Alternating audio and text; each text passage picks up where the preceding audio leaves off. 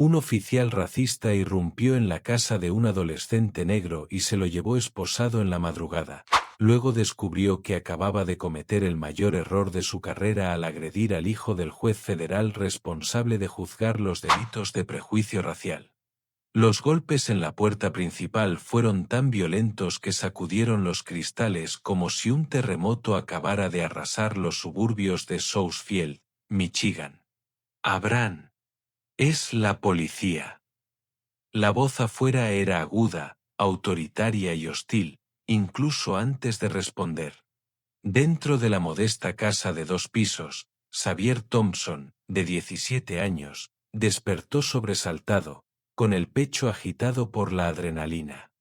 Saltó de la cama, vestido solo con una camiseta desgastada y un pijama a cuadros. El corazón le latía con fuerza contra las costillas, como si intentara escapar de su cuerpo. «Xavier, aléjate de la puerta», susurró su madre con urgencia. Diana Thompson se movió con rapidez. Su bata azul marino estaba medio anudada al entrar al pasillo, con el teléfono aferrado en una mano. Su cabello aún estaba cubierto por el pañuelo de seda que siempre usaba para dormir. No solo estaba asustada, sino que estaba calculando. Algo iba terriblemente mal. Antes de que pudiera alcanzar la mirilla, la puerta explotó hacia adentro con un golpe que hizo volar los marcos de fotos de las paredes. 3 oficiales con equipo táctico completo irrumpieron en la casa como si estuvieran asaltando un laboratorio de drogas. Sus rifles estaban apuntados, sus rostros ocultos tras visores oscuros, y por un segundo, Xavier pensó que podrían dispararle antes de que pudiera siquiera preguntar. «Al suelo, ahora», gritó uno de ellos, apuntando la linterna directamente a los ojos de Xavier. «Vivo aquí», gritó Xavier, levantando las manos instintivamente. «¿Qué pasa?» No pudo articular palabra antes de que lo derribaran. Tenía la cara presionada contra el suelo de madera, las rodillas sobre la espalda y las muñecas esposadas, tan apretadas que le cortaban la piel. «¡Alto! Es mi hijo», gritó Diana, lanzándose hacia adelante. Pero otro agente, más alto y corpulento, la empujó contra la pared con tanta fuerza que derribó el termostato. «Señora, retroceda a menos que quiera que la arresten también».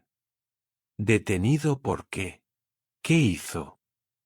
Los agentes no dijeron nada.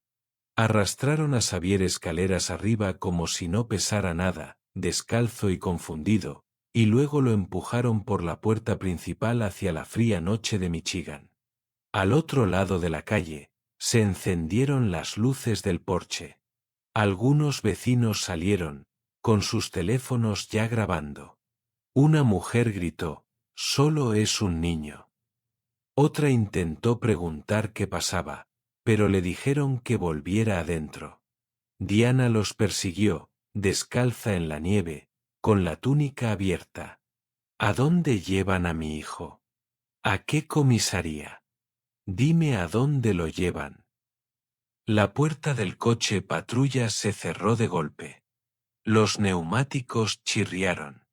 Habían desaparecido.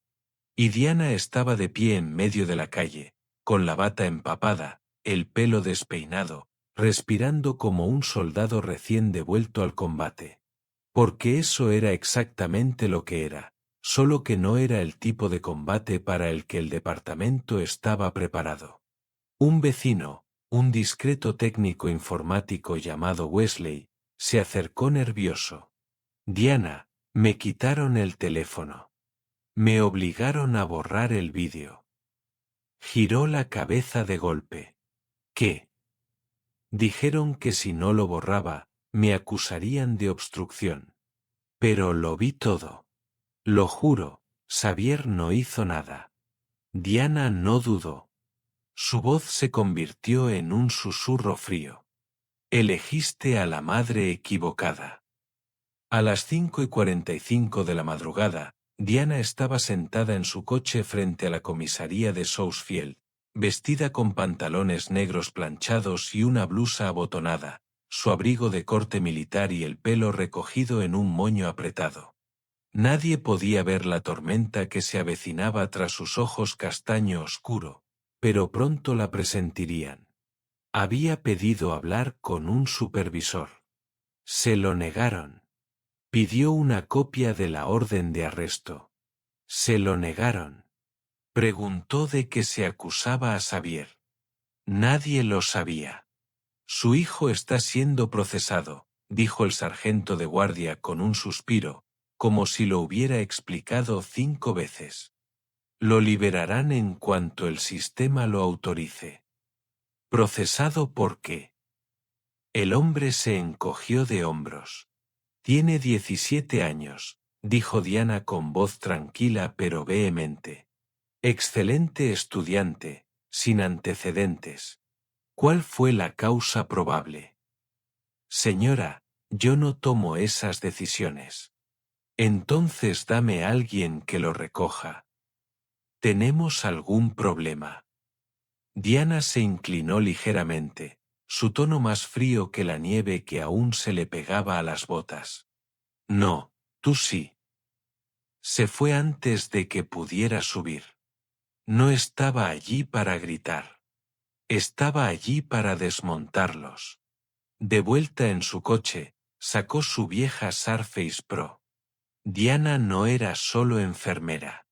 10 años atrás, había trabajado en contratos de ciberinteligencia en Washington, D.C. Hablaba farsi. Leía informes clasificados sobre amenazas mientras tomaba un café. Y ahora mismo, estaba accediendo a bases de datos privadas y comprobando todos los códigos de despacho emitidos en un radio de 8 kilómetros. Nada. Ninguna orden judicial, ninguna solicitud de refuerzos, ninguna llamada de emergencia. Pero entonces, enterrado bajo una entrada de tiempo mal archivada, lo encontró. Una vacante con la etiqueta robo en curso a 3 cuadras de distancia. Descripción del sospechoso, hombre negro, sudadera roja con capucha, de aproximadamente 1,75 metros. Xavier medía 1,80 m. Nunca había tenido una sudadera roja, y ella solo había doblado su ropa la noche anterior. Esa sudadera roja Champion seguía limpia, doblada y sin tocar. Hizo 3 llamadas. Una a Darren Poe, su antiguo compañero de equipo en la base conjunta Louis M. Zechor, ahora investigador privado con licencia. Otra a Michelle Grace, la principal abogada de derechos civiles del condado de Wayne. Y otra al pediatra de su hijo, porque Xavier necesitaría documentación médica. Había gritado cuando lo esposaron, y Diana no lo había previsto. Exactamente al mediodía sonó el teléfono. No, no lo entiendo. Pero tú lo entenderás. En casa, Xavier estaba sentado en la cocina temblando, bebiendo un té que no podía saborear. Ni siquiera me hicieron preguntas, dijo. Uno me miró y dijo, siempre tienes excusas. Luego se rió. Diana asintió. Había estado esperando esto, pero no estaba lista para aceptarlo. Sé que no es la primera vez que hacen esto, dijo, poniéndose de pie. Metió la mano en el cajón de la cocina y sacó un objeto pequeño. ¿Qué es esto?, preguntó Xavier. Una memoria USB. La cámara del pasillo funcionaba. No la vieron. Tienes material de archivo. Tengo más que eso. Diana abrió su vieja laptop militar encriptada. Tengo un registro de cada señal de radio, cada llamada, cada registro. ¿Y adivina qué? Xavier levantó la mirada, con los ojos todavía enrojecidos. Nunca los enviaron aquí, ¿verdad? Ella asintió. ¿Y ahora? Diana lo miró directamente a los ojos. Ahora vamos a la guerra. Y esta vez, el campo de batalla es suyo. La voz de Xavier sonó ronca. ¿Crees que importará? Simplemente mentirán. Dirán que me resistí. Pueden intentarlo, dijo Diana. Pero nunca se han enfrentado a alguien como yo y no están preparados. Afuera, la ciudad apenas comenzaba a despertar. Los autobuses matutinos silbaban por las carreteras heladas. Las radios sonaban a bajo volumen en las cocinas. Los perros ladraban. Los niños se peleaban por el cereal. La vida continuó. Pero dentro de esa casa tranquila en la avenida Lincoln, una madre cargaba datos como si fueran munición. Porque no se trataba solo de un chico. Se trataba de todos. Y Diana Thompson se iba a asegurar de que nunca volvieran a olvidar su nombre. Asterisco asterisco 3 días después asterisco asterisco. El sonido de la ducha llegó hasta arriba, pero Diana no lo oía. Estaba abajo, sentada a la mesa de la cocina, con el portátil abierto, los dedos sobre las teclas como un director de orquesta dirigiendo una orquesta hacia la guerra. La casa aún olía ligeramente a desinfectante. Xavier no había hablado mucho desde que regresó. Tomó su té, se duchó y durmió. Ella lo había oído gimotear durante la noche. Una vez, le dijo, no me uses la pistola eléctrica, tan fuerte que la hizo saltar del sofá. Diana reconoció el trauma al verlo. No solo en los campos de batalla, sino en los soldados que regresaban, en los niños desplazados, en su propio espejo más de una vez. Y ahora vivía en el pecho de su hijo, respirando con él, doliendo por dentro.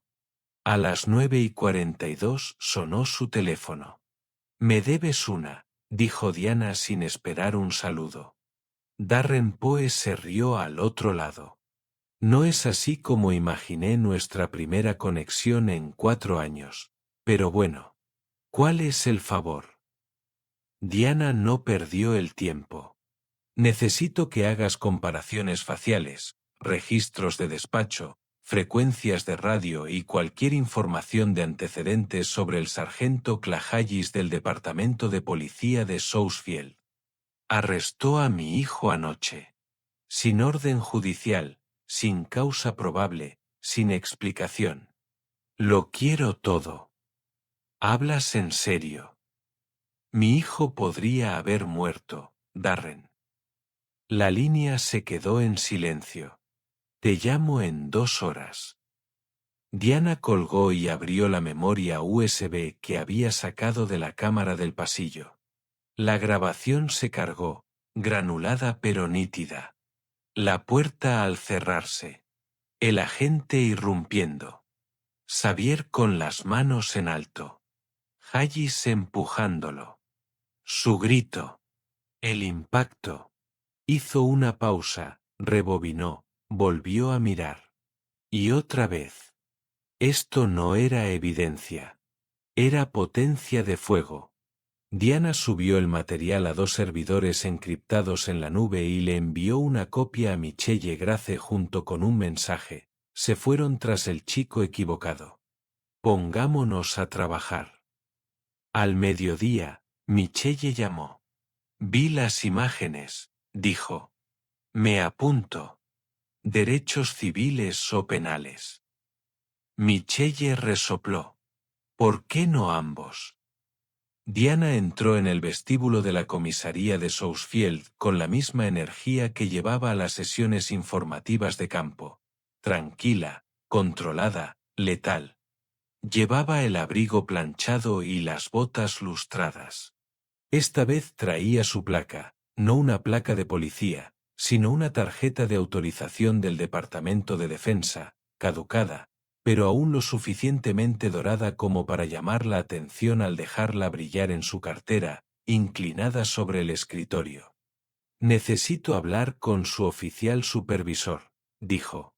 La recepcionista levantó la vista, indiferente. No está disponible. Entonces encuentra a alguien que lo sea. Detrás de ella, sonaban los teléfonos y los agentes tecleaban. Uno rió demasiado fuerte, pero el ambiente cambió cuando Diana hizo contacto visual con el hombre que salía de la trastienda. «¿Teniente Concaid?», preguntó. Hizo una pausa. Alto, blanco, mandíbula cuadrada, portapapeles en mano, su placa decía operaciones. «¿Puedo ayudarla, señora? ¿Puede explicarme por qué sus oficiales irrumpieron en mi casa, agredieron a mi hijo y se lo llevaron sin orden judicial?» «Señora, no me llame señora. Vi las grabaciones. Revisé los registros de llamadas. No tenía causa probable, ni documentación, y su arresto ni siquiera se incluyó en su sistema de respuesta activa». La sala se quedó en silencio. Concaid se enderezó. «Si tiene alguna queja puede presentarla a través de los canales adecuados». Diana se acercó. Bajó la voz. «¿Crees que vine a quejarme? Vine a dar una advertencia». Concaid parpadeó. «Desearías que solo fuera una queja». Esa noche, Xavier por fin habló. Habló de verdad. Diana había preparado pollo con arroz, una comida reconfortante. Se sentó a su otro lado, esperando, sin presionar. «Sigo oyendo la puerta», dijo sin levantar la vista. «Cada vez que parpadeo. Es como si nunca parara». Ella asintió lentamente. «¿Sabes lo que dijo uno de ellos?», dijo Xavier con voz más baja. Dijo: «Veamos qué tan arrogante te pones en el suelo». Yo ni siquiera había dicho nada. «No tenías por qué», respondió ella. «Para hombres así, la piel ya es una actitud». «No me resistí», dijo rápidamente. «No me moví. Lo juro. Lo sé, cariño. Lo sé. Pensé que iba a morir». Diana se inclinó sobre la mesa y le tomó la mano. «No moriste. Y ahora no tienen ni idea de con quién se metieron». Darren volvió a llamar más tarde esa noche. «He revisado el historial de Hayes. ¿Querrás sentarte para esto?» «Estoy arriba. Adelante». Tenía 5 denuncias previas por uso de la fuerza en los últimos 6 años. Todas estaban selladas. Una involucraba a un joven negro de 16 años que sufrió una fractura de clavícula. El informe afirmaba que tropezó mientras huía de los agentes, pero las declaraciones de los testigos indican que se quedó quieto. Por supuesto. Y, para colmo, Hayes trabajaba con Concaid en la comisaría 31 de Detroit. Los transfirieron después de que 2 agentes de su unidad fueran investigados por falsificación de pruebas.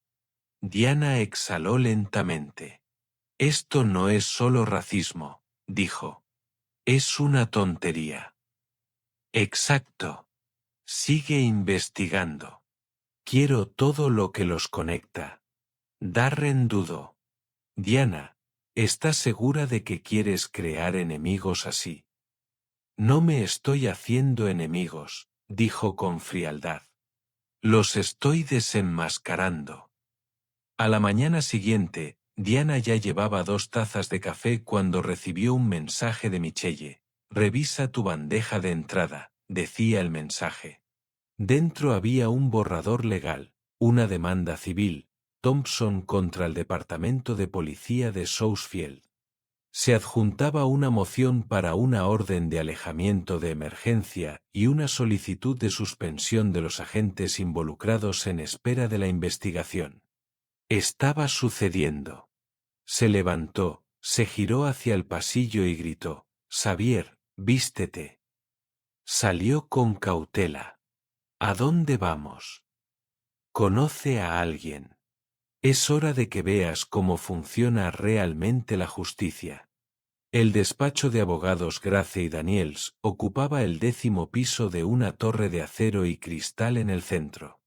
Michelle estaba de pie junto a la ventana, con su blusa roja recortada contra el horizonte, y su expresión era indescifrable. Diana Thompson, dijo, dándose la vuelta. Estaba esperando esto. Xavier le apretó la mano en silencio. Últimamente no habla mucho, contestó Diana. Michelle asintió. No lo necesita. El vídeo lo dice todo. Se sentaron a revisar las grabaciones, los archivos y los registros de llamadas. Diana le entregó el escaneo forense que Darren había realizado. Michelle entrecerró los ojos al leer los metadatos. Tenías acceso militar. Diana no respondió. Michelle sonrió. Bien. No lo verán venir. Esa tarde, Diana recibió una llamada de un número bloqueado. Respondió sin dudarlo. Estás causando problemas que no entiendes, dijo la voz, masculina y segura. ¿Crees que no lo entiendo?, respondió ella con calma. Ellos vienen tras de ti. Ya vinieron. Y tocaron a mi hijo. Un clic. La línea se cortó. Diana exhaló lentamente y pulsó el botón de reproducción en su grabadora. El mensaje de voz se guardó automáticamente. De vuelta en su portátil, volvió a reproducir la grabación del arresto. Luego amplió la imagen, fotograma a fotograma. Entonces lo vio, en el antebrazo de Hayes, visible solo un segundo bajo la manga arremangada de su equipo. Un tatuaje, un símbolo distintivo, el número 1488 tatuado cerca de su codo. No tardó mucho en reconocer que se trataba de un código para la ideología de la supremacía blanca. Tomó una captura de pantalla y sonrió por primera vez en 2 días, porque ahora tenía algo más que brutalidad. Tenía un motivo. Para cuando el sol se puso sobre Southfield, Diana había preparado una carpeta titulada Fase 2. Dentro había videoclips, registros telefónicos, registros de silencio de radio, inconsistencias en los informes de incidentes, la investigación de Darren, los archivos de Michelle y una nueva imagen titulada Oficial Hayes, el odio encarnado. Le envió la carpeta completa a Michelle con una sola línea: ya no pedimos justicia. La tomamos. Afuera, la ciudad volvió a quedar en silencio. Pero adentro, la tormenta se avecinaba, y Diana Thompson acababa de declarar sus condiciones. Una semana después la sala del tribunal estaba helada. Diana Thompson estaba sentada a la mesa del demandante con un traje azul marino a medida. Cada botón y costura denotaba autoridad, con la espalda recta como el cañón de un rifle. Xavier estaba sentado a su lado, aún convaleciente pero presente, con la muñeca en un suave cabestrillo, los nervios apenas ocultos tras una respiración regular. Michelle Grace revolvía papeles junto a ellos, con voz baja pero feroz. «¿Están listos para esto?», susurró Michelle sin levantar la vista. Diana no respondió de inmediato. Su mirada recorrió la sala abarrotada. Fila tras fila de personas, activistas, vecinos, estudiantes, blogueros, incluso algunos reporteros locales. Teléfonos escondidos en los bolsillos de los abrigos, libretas en mano, su presencia vibraba de tensión. Finalmente habló, tranquila y serena.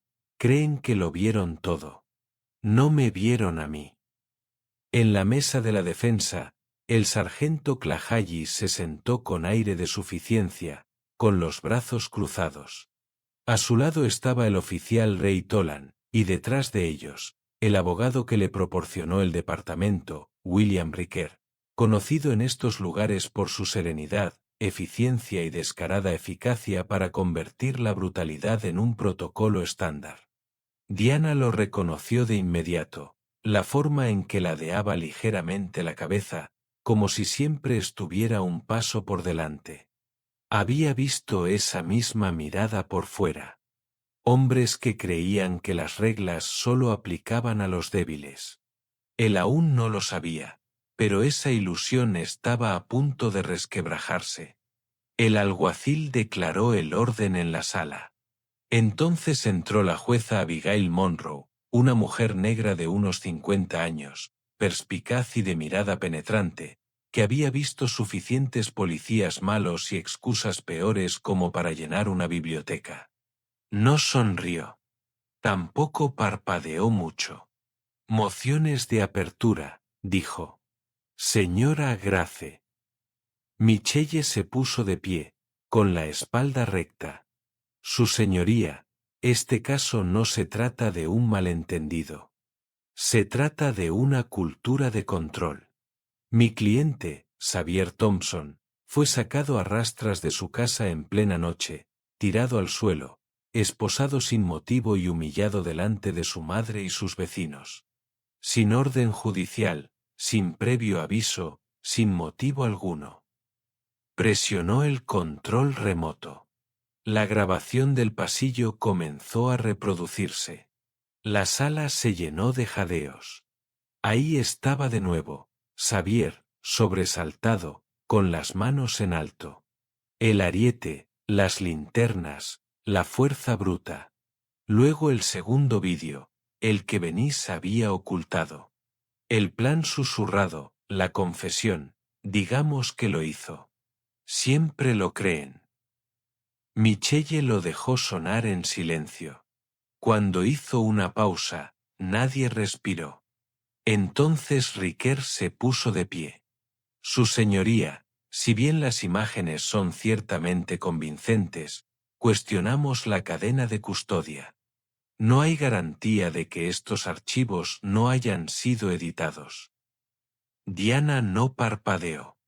Michelle sonrió con picardía. Ya lo esperábamos.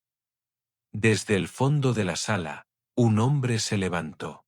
El doctor Aaron Lynn, experto en informática forense con reputación de desmantelar casos de vídeos falsos en los tribunales. Diana había exigido un favor, uno que llevaba años guardando. La doctora Lynn testificó y prestó juramento. Analicé la integridad de las imágenes a fondo. Código de tiempo, metadatos, firmas criptográficas y compresión de píxeles. Estos archivos no han sido alterados. Están limpios y las marcas de tiempo coinciden exactamente con los registros de despacho del departamento. De hecho, prueban algo aún más interesante. La jueza inclinó la cabeza. Continúe. La doctora Lynn señaló la pantalla. No se registró ninguna llamada de despacho para esta residencia, lo que significa que el sistema fue desviado o que la llamada nunca se registró. Suspira de nuevo, murmura esta vez. Michelle dio un paso al frente. Su señoría, creemos que los oficiales involucrados operaban al margen de la cadena de mando. Creemos además que atacaron a Xavier Thompson basándose en un perfil creado por el departamento y una lista interna de jóvenes negros señalados como futuras amenazas. El juez Monroe arqueó una ceja.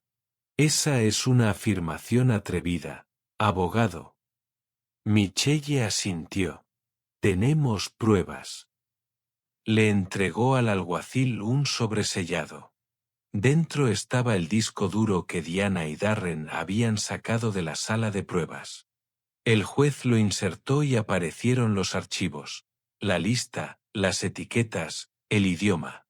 Asterisco asterisco Xavier Thompson observado, comportamiento asertivo, riesgo de influencia asterisco asterisco.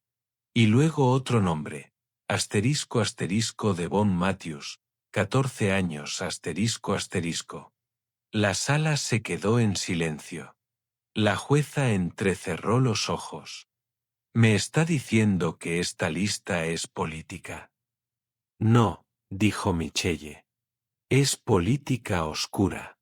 Pero se está utilizando, y ahora un niño está en este tribunal por ello. El juez Monroe se volvió hacia Riquer.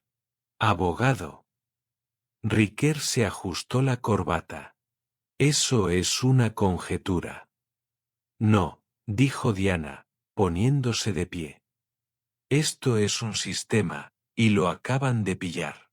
El juez lo dejó en el aire un momento y luego hizo un gesto. Haremos una pausa para almorzar. Quiero que el departamento responda a este material antes de las 2 p.m. Martillo. La sala del tribunal se agitó como un animal despertando.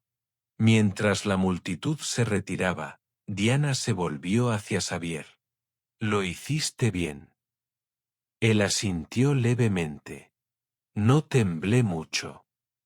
Solo lo suficiente para demostrar que eres humano, dijo. Apenas iban por la mitad de sus ensaladas en una cafetería cercana cuando sonó el teléfono de Michelle.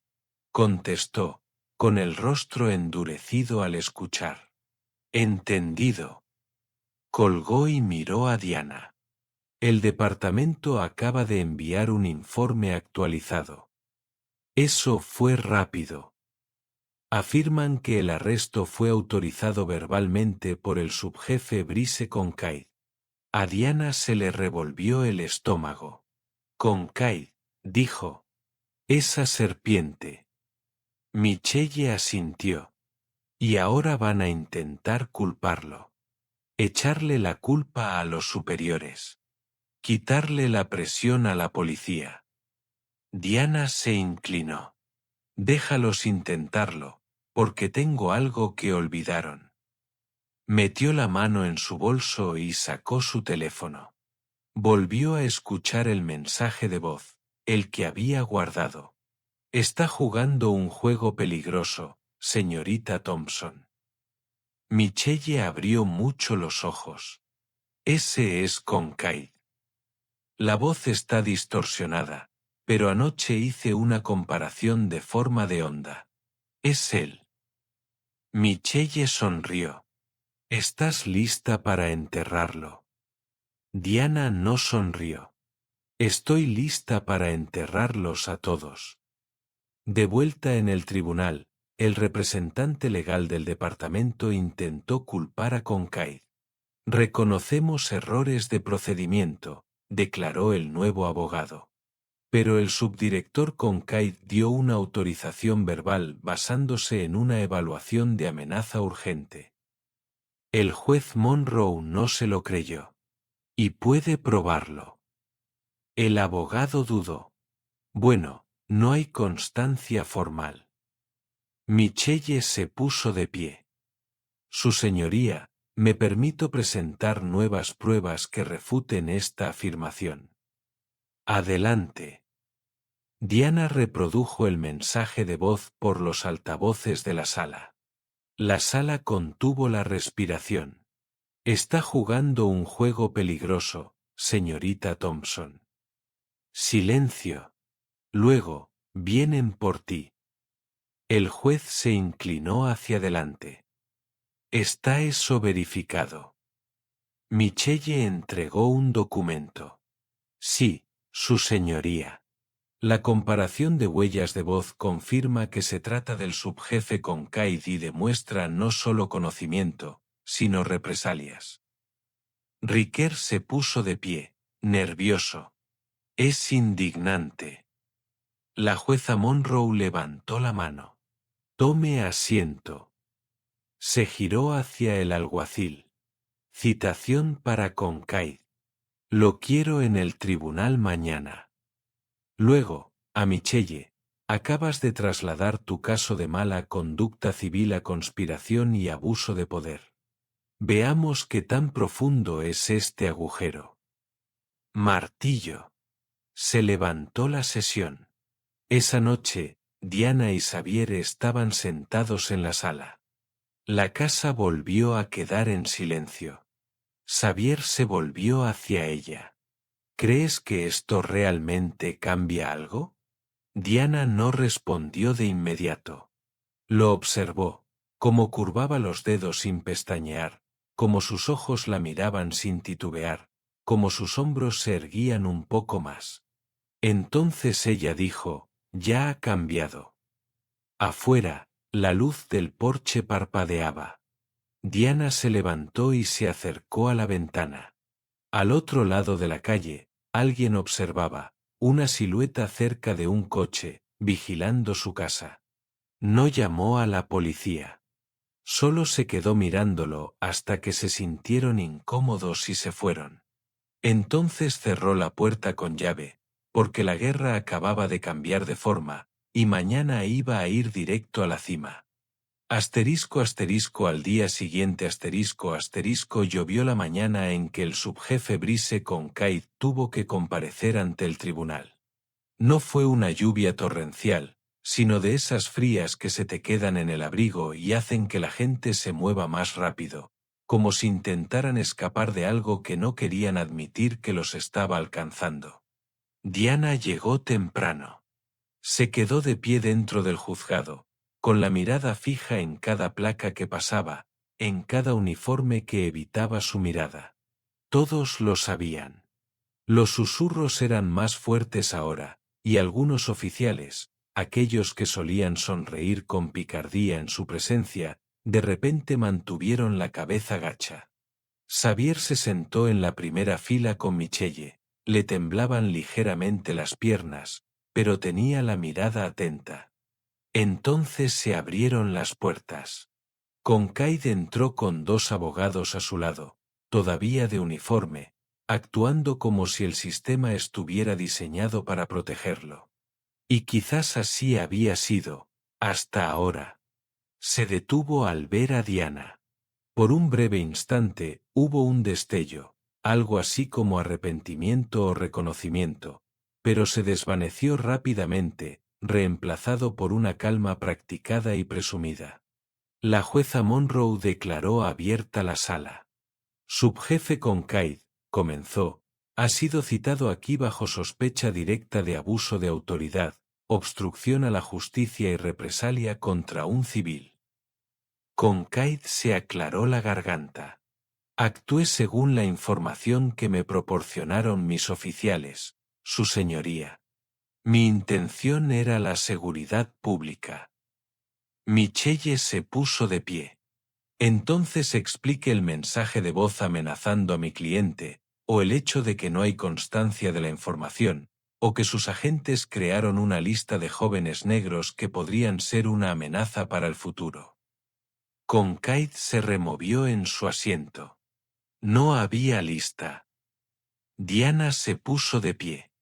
No alzó la voz. No se movió rápido. Caminó hacia la pantalla de evidencias y sacó la carpeta. Perfiles de riesgo futuros. Nombre tras nombre, línea tras línea, fotos, etiquetas, notas y el rostro de Xavier resaltado en amarillo. No solo atacaste a mi hijo, dijo con voz tensa. Lo perseguiste como a una presa. Y lo planeaste. Concaid miró fijamente la pantalla. Las palabras que antes consideraba una estrategia ahora se revelaban como heridas. Yo no creé la lista, murmuró. Pero lo usó, dijo el juez Monroe. Y lo encubrió. Silencio. Michelle se inclinó hacia adelante. Su señoría, hemos solicitado ampliar el alcance de este caso para incluir la mala conducta sistemática y la supresión coordinada de pruebas dentro del Departamento de Policía de Southfield. Estoy de acuerdo, dijo la jueza con tono cortante. Y ordeno una orden judicial inmediata contra todas las operaciones departamentales relacionadas con este programa. Cada nombre en esta lista es ahora prueba. La sala del tribunal estalló, pero Diana no había terminado. Sacó un último sobre de su bolso y se lo entregó al alguacil. Dentro había una declaración jurada de la agente Tanya Hill. Gil había subido al estrado apenas unas horas antes, temblando y susurrando. Nos obligaron a vigilar a esos niños, nos dijeron que los vigiláramos, dijeron que era solo una precaución, pero nunca les pareció correcto. Ella había documentado todo. El juez Monroe revisó la declaración. Este es un testimonio corroborado. Lo permito.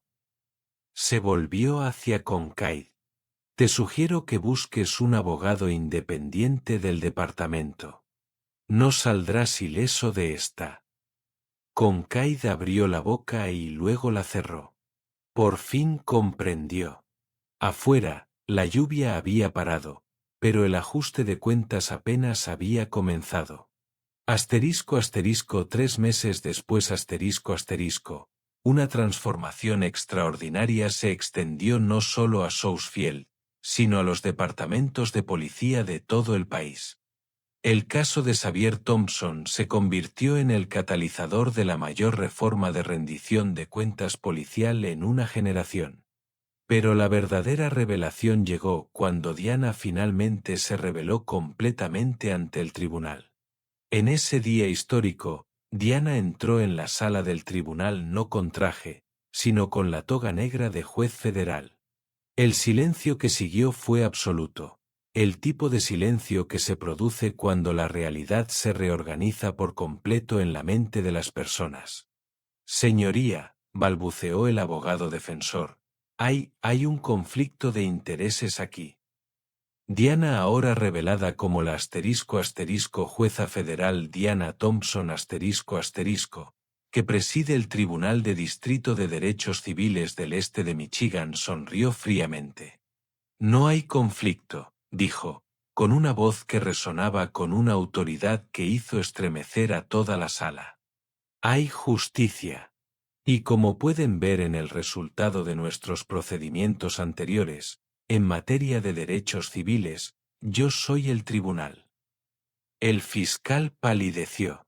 Señoría, nosotros no sabíamos.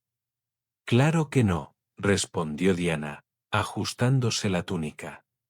Dijiste que una madre negra que luchaba por su hijo se dejaría intimidar fácilmente. Pensaste que podrías ocultar esto entre papeleo y trámites. Te equivocaste. Se dirigió al jurado. Durante 15 años, he presidido casos de derechos civiles en este tribunal. He visto patrones, documentado abusos, observado cómo departamentos como Southfield operan cuando creen que nadie los observa. Pero esta vez, no era solo una jueza observando. Era una madre protegiendo a su hijo. La sala estaba en completo shock. Concaid parecía estar sufriendo una crisis nerviosa.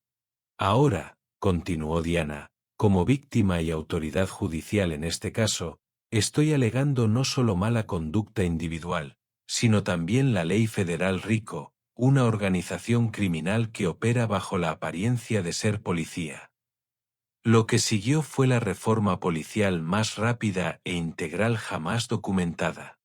El protocolo Thompson se convirtió en ley federal, exigiendo la supervisión judicial directa de todos los departamentos con un historial de disparidades raciales.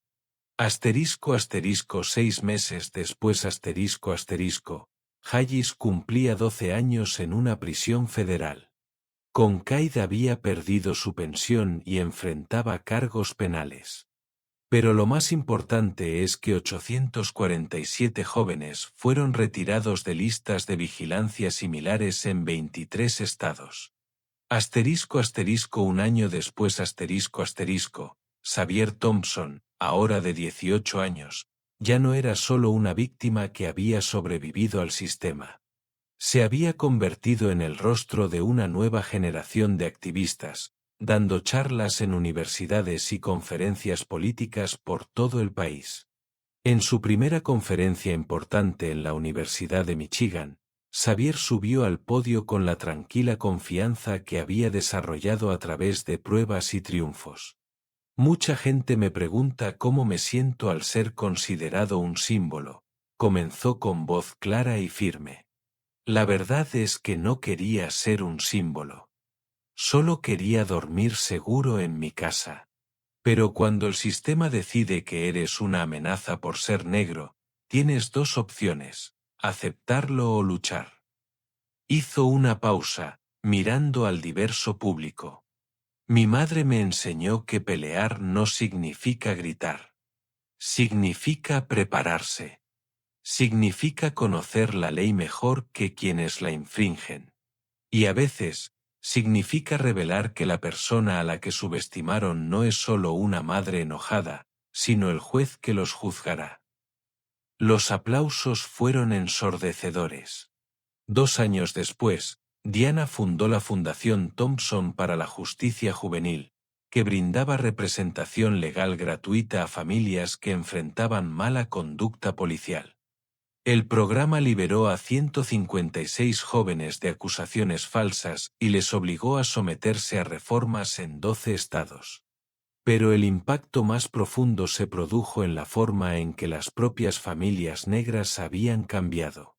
Donde antes había miedo silencioso, ahora había conocimiento empoderado. Los padres enseñaron a sus hijos no solo a sobrevivir a los encuentros con la policía, sino también a documentarlos, a conocer sus derechos y a defenderse a través del sistema legal. Asterisco asterisco 5 años después asterisco asterisco, cuando el caso asterisco asterisco Thompson v. Estados Unidos asterisco asterisco llegó a la Corte Suprema, sentó un precedente nacional que exige la supervisión judicial directa de cualquier departamento de policía con disparidades estadísticas comprobadas en el tratamiento de las minorías. Durante los argumentos orales, Diana estuvo en el banquillo no como demandante, sino como jueza asociada de la Corte Suprema, la primera mujer negra designada en una década. Este caso, dijo durante su opinión escrita, representa más que una protección legal. Representa la promesa de Estados Unidos de que ningún niño será juzgado por su color de piel, ninguna familia será destrozada por el prejuicio y ningún sistema será demasiado grande para rendir cuentas cuando incumpla con sus deberes básicos de justicia igualitaria. Asterisco asterisco hoy asterisco asterisco, cuando los jóvenes negros caminan por las calles de las ciudades estadounidenses, viven en un mundo diferente. No es perfecto, todavía lucha contra siglos de prejuicios arraigados, pero es un mundo donde el cambio no solo es posible, sino que está garantizado por la ley. En las comisarías de todo el país, cuelgan placas en las paredes que citan las palabras de Diana aquel primer día: elegiste a la madre equivocada. Es un recordatorio diario de que subestimar a las personas por su apariencia puede tener consecuencias que cambian carreras, destruyen sistemas corruptos y redefinen la justicia misma. Asterisco asterisco el legado de una invasión asterisco asterisco. Lo que comenzó como una invasión a una casa a las 3 de la mañana en Southfield, oficiales racistas, un joven inocente, una madre decidida a proteger a su hijo, se ha convertido en un movimiento nacional que ha redefinido las expectativas estadounidenses sobre la responsabilidad policial. Hoy, millones de estadounidenses viven en comunidades donde la policía opera bajo el protocolo Thompson, donde cada arresto es monitoreado por sistemas que no mienten, donde las disparidades raciales se detectan y corrigen antes de que se conviertan en patrones letales, donde los jóvenes negros pueden vivir en sus propios hogares sin miedo. Asterisco asterisco una verdad sobre el poder real asterisco asterisco.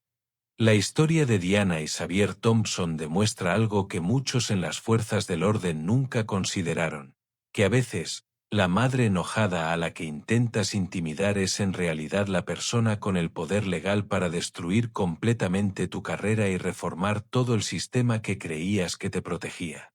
Es un mundo donde la justicia no es solo una bonita palabra en los edificios gubernamentales, sino una fuerza real operada por personas reales que se niegan a aceptar que como son las cosas es lo mismo que como deberían ser las cosas. Un mensaje para hoy Si esta historia ha despertado algo en usted, enojo por la injusticia que aún permea nuestros sistemas, inspiración por el coraje que una familia puede demostrar o determinación de ser parte del cambio que nuestro país necesita, entonces no se lo guarde para usted. Comparte esta historia. Porque en algún lugar, ahora mismo, hay una familia como los Thompson que necesita saber que no están solos. Que su conocimiento es poder. Que su dignidad es una fuerza más poderosa que cualquier prejuicio. Que su negativa a aceptar la injusticia puede transformar sistemas enteros. El verdadero cambio ocurre cuando dejamos de ser espectadores pasivos de la injusticia y comenzamos a ser participantes activos en la solución. Cada vez que se comparte esta historia, se vota por la igualdad. Cada me gusta es una declaración de que la vida de las familias negras importa. Cada comentario es una voz que se une al coro que exige un mundo mejor. No dejes que esta historia sea solo una inspiración pasajera. Conviértela en un compromiso duradero con la rendición de cuentas. Conviértela en un recordatorio de que, cuando presenciamos una injusticia, tenemos la responsabilidad de actuar. Conviértela en una promesa de que nunca más permitiremos que una familia sufra lo que sufrieron los Thompson. Porque la próxima familia que necesite protección podría estar en tu barrio, tu escuela, tu comunidad. Y cuando llegue el momento de elegir entre el silencio cómplice y la valentía transformadora, entre la conveniencia personal y la justicia real, sabrás qué opción tomaría Diana Thompson. El verdadero poder no proviene de insignias ni uniformes. Proviene del conocimiento, la preparación y una firme negativa a aceptar que algunas personas merecen menos justicia que otras. Y, a veces, ese poder se viste de juez.